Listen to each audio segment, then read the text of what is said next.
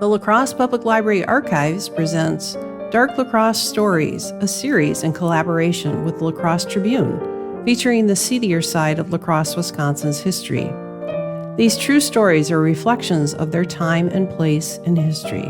The intent is not to diminish the human suffering that may have resulted from these events, but to bring light to ways in which people in the past experienced life.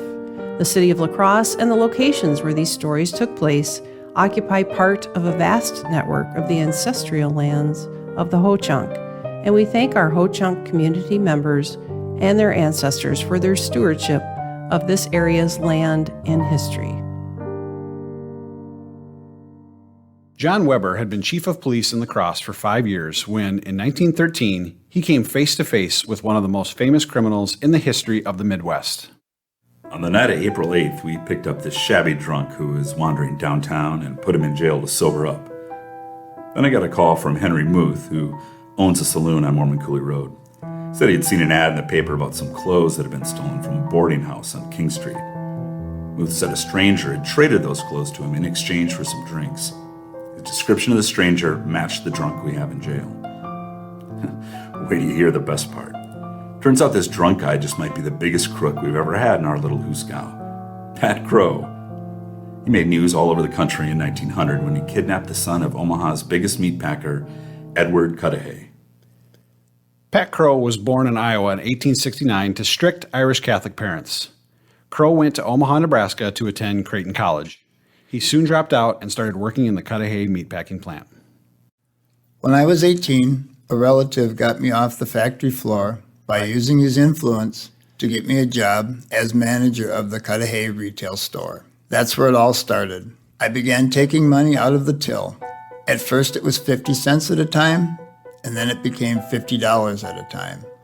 Once I had got the habit of easy money, it was easy money that I wanted.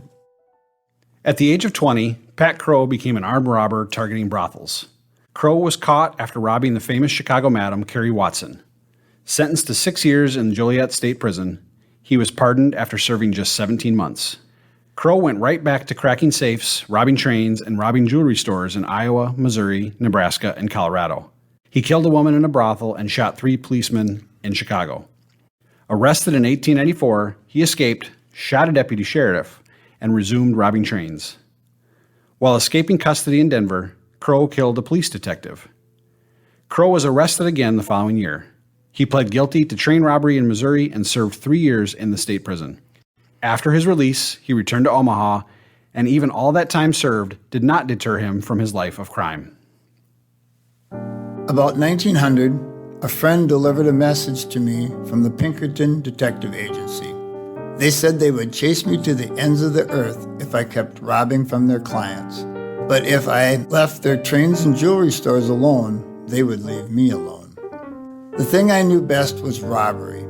I had no honest trade after getting out of prison, and I sure wasn't going back to keep working at the meat packing plant. If I can't rob trains and jewelry stores, what's left for me? I decided kidnapping was a good bet. I can't say I invented kidnapping, but I was one of the early practitioners in this country. Hell, there weren't even laws against kidnapping back then. In Omaha, I knew who had big money to pay ransom. Edward Cudahy, my former employer. I hatched a plan with Jim Callahan, a railroad conductor, to kidnap Cudahy's son, Edward Jr.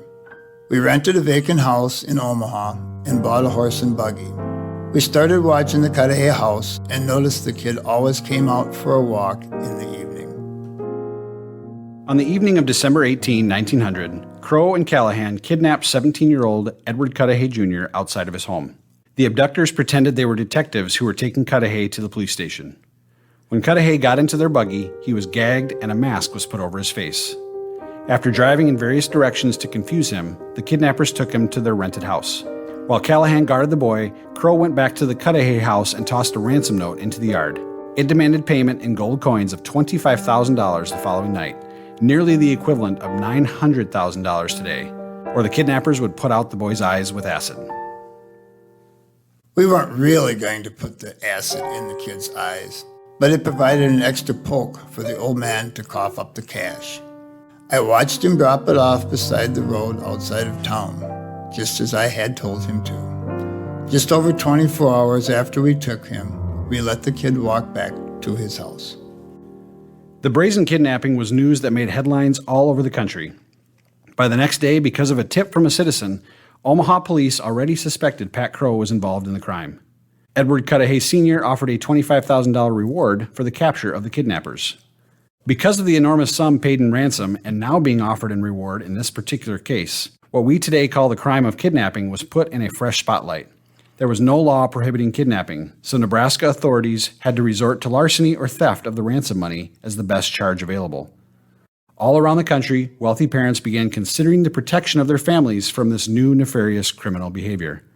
The lucrative success experienced by Crowe and Callahan is said to have influenced later kidnappings such as those of the Lindbergh baby and Marion Parker.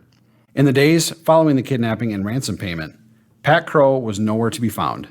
James Callahan, though, was arrested in February 1901 after his lavish spending in Omaha saloons and witness statements pointed to him as a suspect.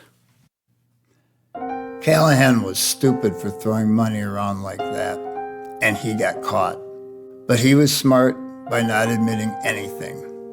In April of 1901, a jury found him not guilty of all charges.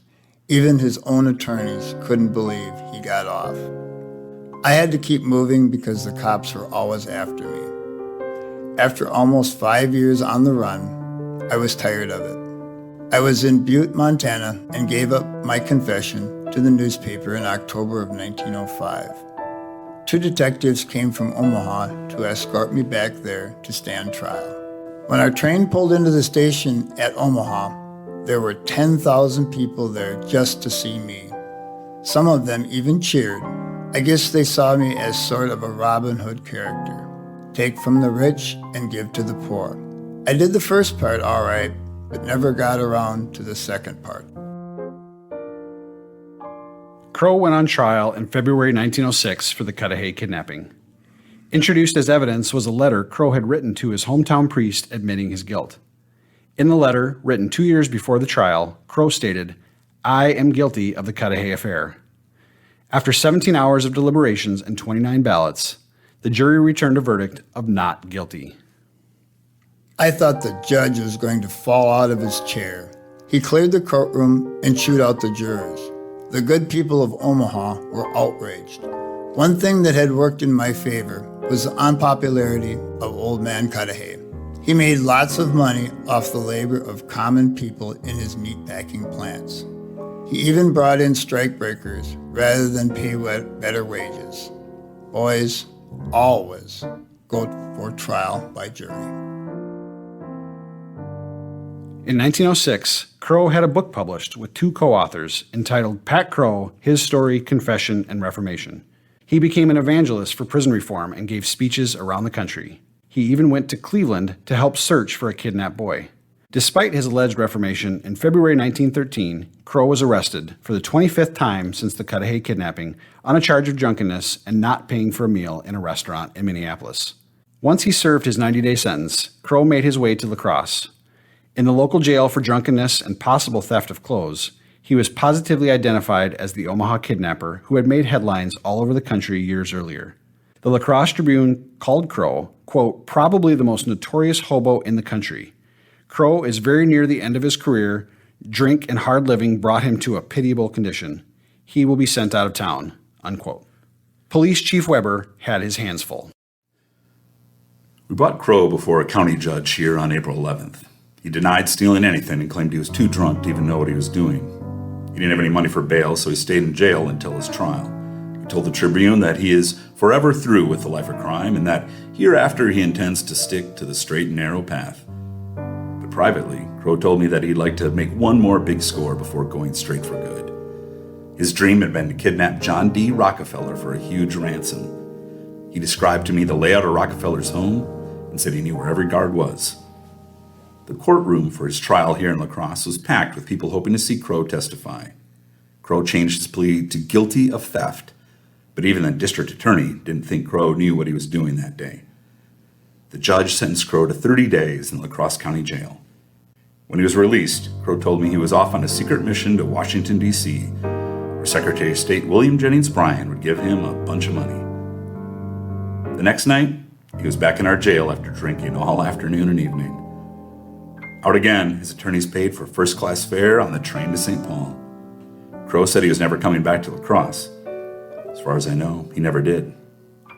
Crowe told a newspaper reporter in 1919 that he had committed no crimes since the Cudahy kidnapping in 1900 and was devoting his life to prison reform to repay society for the harm he had caused. Crowe spent his final years in New York City, where he liked to stop by the local police precinct to talk shop with the cops. Once claiming to have netted over $700,000 from his crimes, Crowe died destitute and alone in 1938 at the age of 79. Among the few things he left behind were a pile of tattered yellowed newspaper clippings about his life of crime and a bit part in La Crosse history.